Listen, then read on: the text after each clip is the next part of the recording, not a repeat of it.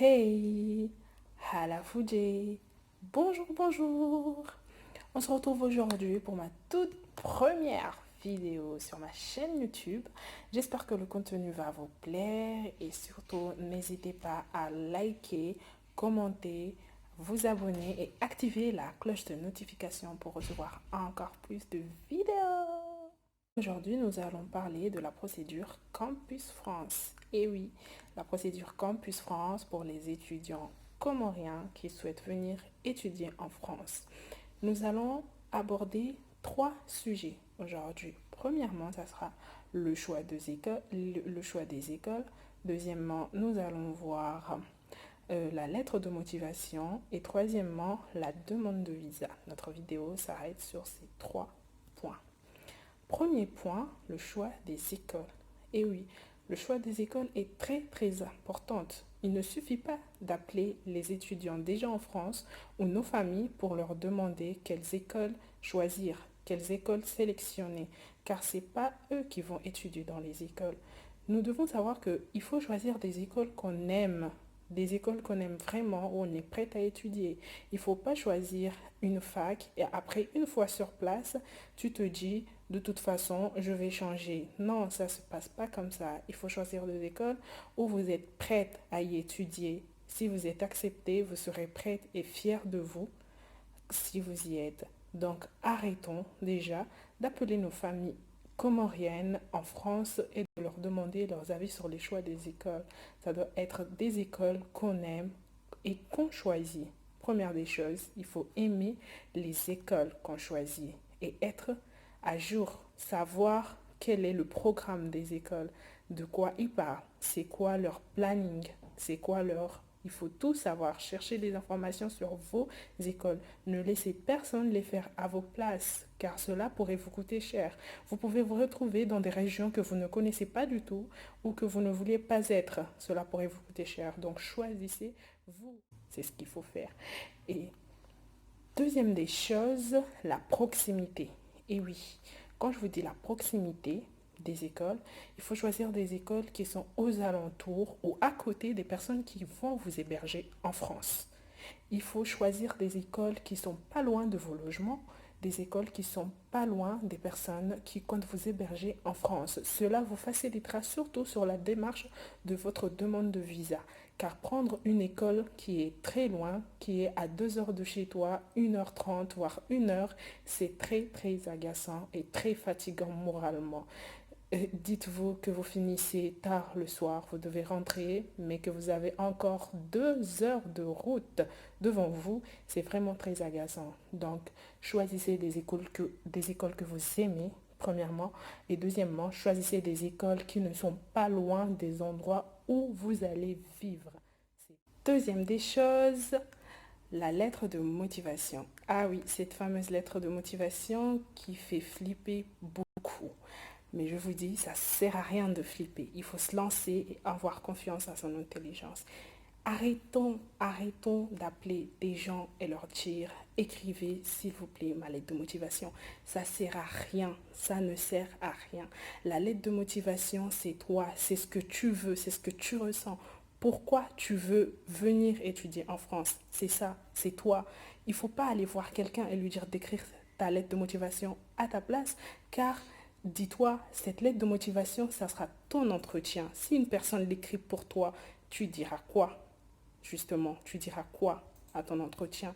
Il faut que tu saches exactement le contenu. Donc, tu dois l'écrire. Et après, bien sûr, il faut toujours demander un avis. C'est mieux, c'est toujours mieux d'avoir un avis. Mais écrivez vos lettres de motivation vous-même. Ne laissez personne le faire à vos places.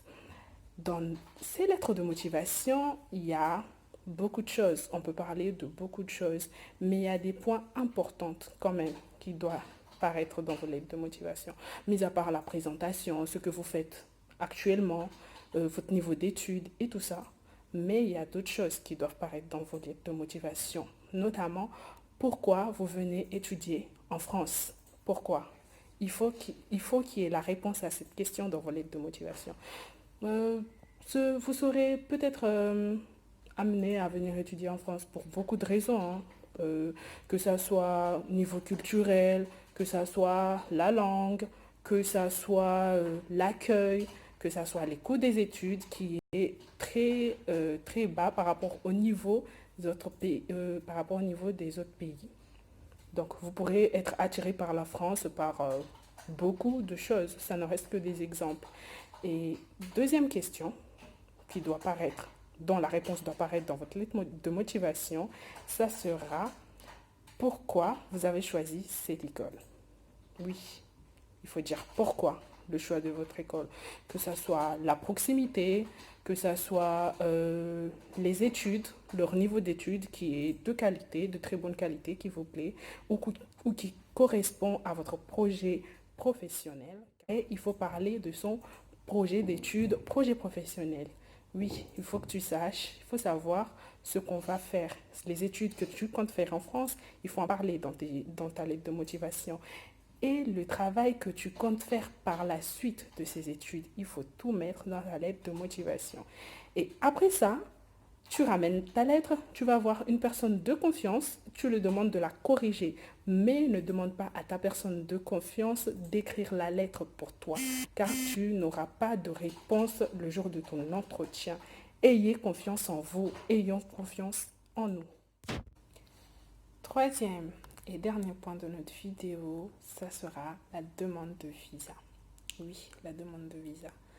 Elle est très longue, très longue. Je vous dis, ça prend beaucoup plus de temps que l'attente pour la réponse des écoles. Donc, il faut anticiper. Il ne faut pas attendre que tu aies des réponses pour commencer à chercher tes documents, car il y en a tellement. Ils te demandent tellement de documents qu'à un moment, ça te fatigue. Donc, il faut anticiper tout cela. Il faut que déjà savoir qui va t'héberger. Est-ce qu'il a tous les papiers qu'il faut? Lui demander de les préparer, car oui, la personne qui compte t'héberger en France, il aura des papiers à t'envoyer, et beaucoup. Donc, il faudra lui dire et lui demander de les préparer à l'avance, car après tout, tu ne fais pas une inscription pour ne pas être accepté. Donc, dis-toi dans ta tête que je fais cette inscription, mais je serai accepté. Et quand tu seras accepté, il faut demander le visa. Alors, appelez votre hébergeur et demandez-lui de préparer les documents qu'il va vous envoyer. Ou alors, si vous comptez prendre une chambre étudiante, c'est encore mieux. Mais il faut la chercher très tôt. Il faut commencer très tôt à chercher votre chambre étudiante. Ou encore si vous prenez un logement. Ça va, cela va de soi. Mais peu importe le choix du logement que vous allez prendre, que ce soit un hébergement ou un logement personnel, anticipez.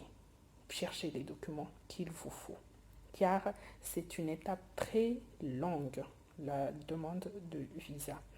Et aussi, pour ceux qui sont hébergés, il faut connaître les personnes qui vous hébergent.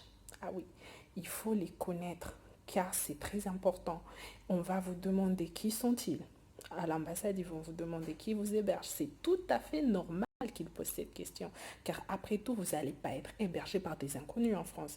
Il faut être hébergé par des personnes qu'on connaît. Donc, connaissez vos hébergeurs, comment ils vivent, combien ils sont chez eux. Il faut les connaître. Il faut bien les connaître. C'est ça la clé. Il faut connaître ces hébergeurs. Et surtout, ne flippez pas. La demande de visa fait flipper. Eh oui, elle fait flipper. Le jour où tu dois aller récupérer ta réponse, elle te fait flipper. Le jour que tu dois déposer ta demande de visa, tu flippes. Mais ça ne sert à rien de flipper. C'est très simple. C'est une étape très facile. Bon, c'est très long, certes oui, mais c'est simple. Il n'y a rien à flipper et il suffit de se calmer et de se lancer. Maintenant, je vous souhaite à tous bonne chance et j'espère qu'on se retrouve bientôt pour une prochaine vidéo. Et si celle-ci vous a plu, n'hésitez pas à liker, vous abonner et activer la cloche de notification. D'ici là, prenez soin de vous et appelez vos proches, prenez de leurs nouvelles.